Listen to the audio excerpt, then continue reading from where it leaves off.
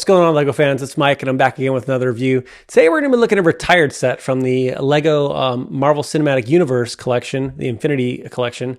Not set 76206 right here, although this set goes along with the set I'm talking about. Nope, we're going to be taking a look at the big boy. Yep, set 76210, the LEGO Hulkbuster. So these two go together. They're sold separately, but they're integrated together as a build. So that's pretty cool. So we're going to take a look at that aspect of it. But yeah, let's get a first impression of the box. So we've got the Hulkbuster here, obviously the definitive edition, most detailed Hulkbuster to date, hopefully probably ever, I would say. Yeah, let's see. We've got Tony Stark there with his plaque and another picture of the Hulkbuster. Some media from the movie, Age of Ultron.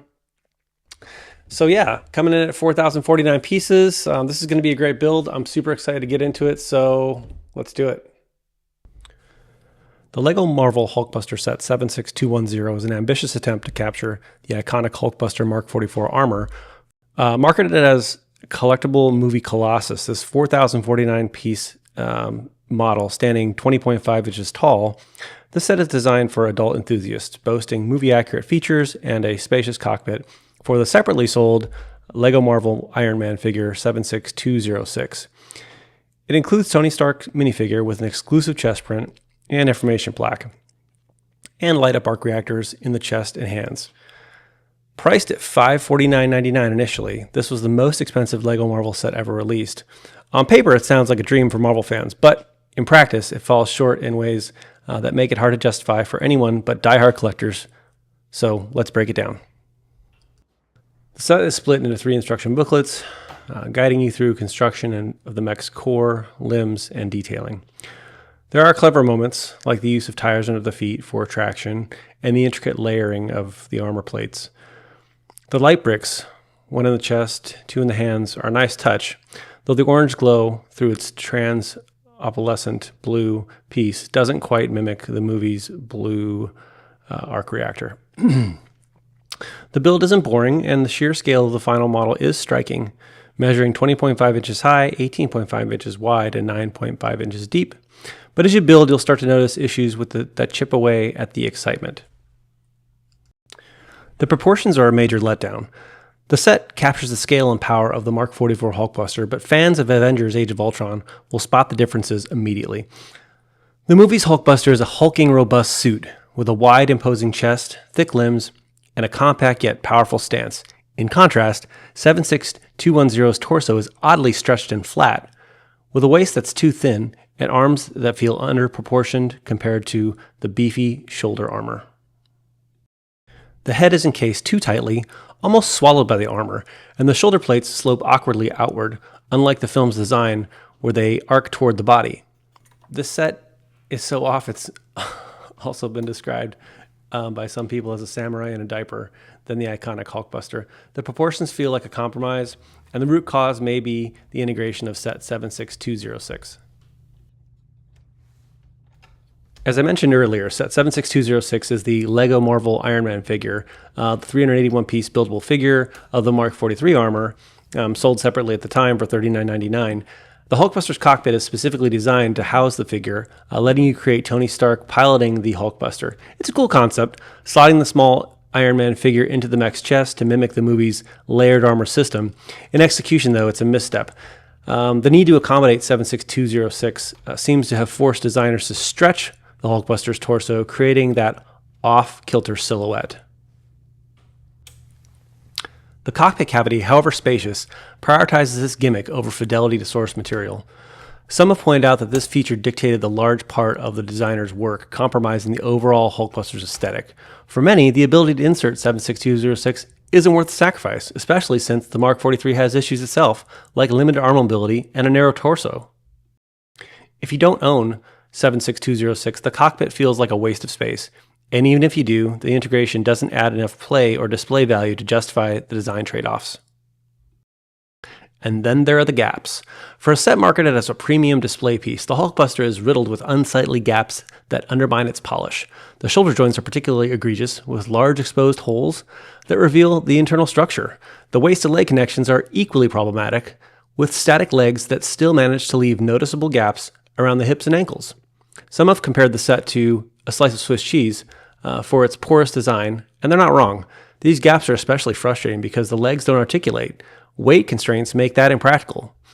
But you'd expect tighter construction to hide the seams. The decorative elements, like armor plates, are often attached by a single stud, making them prone to popping off during handling. For a set meant to be sitting proudly on your shelf, the fragility and lack of refinement is disappointing, especially when LEGO touts its authentically engineered details.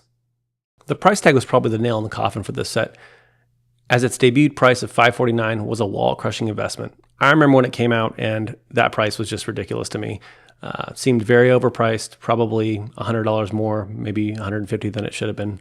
The set did see a 30% discount on Lego.com, and that's when I picked it up. However, the per-piece cost was about 13.6 cents, which is above average for Lego sets. For context, you could buy 2 or 3 high-quality Lego Marvel sets, like the earlier Hulkbuster edition 76105, which was widely praised for the same price. Simply, on the surface, the price seems a bit insane, but also, given the set's flaws, totally unjustified. The inclusion of a single Tony Stark minifigure and a stickered plaque doesn't help. The large sticker sheet itself is a sore point for a $550 display set. Printed parts would have felt much more premium, and unless you're a Marvel fanatic who needs every Iron Man collectible, the cost feels excessive, especially when the set's quality doesn't match its ambition. Is there anything to like? Absolutely. The Hulkbuster's scale is undeniably impressive, dwarfing other LEGO Marvel sets. The articulated arms, elbows, wrists, and fingers allow for some posing, even if the static legs and limited head movement restrict dynamic displays. The pad-printed helmet is a highlight, though it could use more detail on the back. The build process was enjoyable, and the set's presence is commanding, especially if you have the space to display it. For Marvel fans, there's a certain thrill in owning a massive Hulkbuster, and the light bricks add a bit of flair, even if they're not perfect. In the process of building and reviewing this set, I stumbled across an alternative build by Rebrickable user Ransom Fern, using only 76210's parts, and I plan to build that set as the next iteration for this display model. Ultimately, the LEGO Hulkbuster isn't a bad set, it's just not a great one. It's a bold attempt at a showpiece that stumbles on execution. The proportions stray far from the movie's Hulkbuster, the gaps are glaring for a premium model, and the integration of 76206 sacrifices too much for too little payoff. So overall, not a bad set. I'm not sure if I could recommend it though. I mean, it was definitely a cool build, but it was a little finicky putting it together. Some of the parts when you're handling do fall off, so you got to be careful. And then in researching, finding that the proportions were way off, and then the gaps become very glaring to you, and you're just looking at this like, well, it could have been better engineered. And if not forced to integrate the other smaller Mark 43 set into it, I think it could have been a way better model. But having said that, really excited to build the Rebrickable mock, so look forward to showcasing that once complete. But in the end, I'm happy to have given my honest review, and the set's not perfect. So I think that's the consensus out there. I wanted to showcase it for you all and give my impressions, but I'm really excited to build the mock and excited to showcase that when it's complete as well. So until then, I'll see you next time.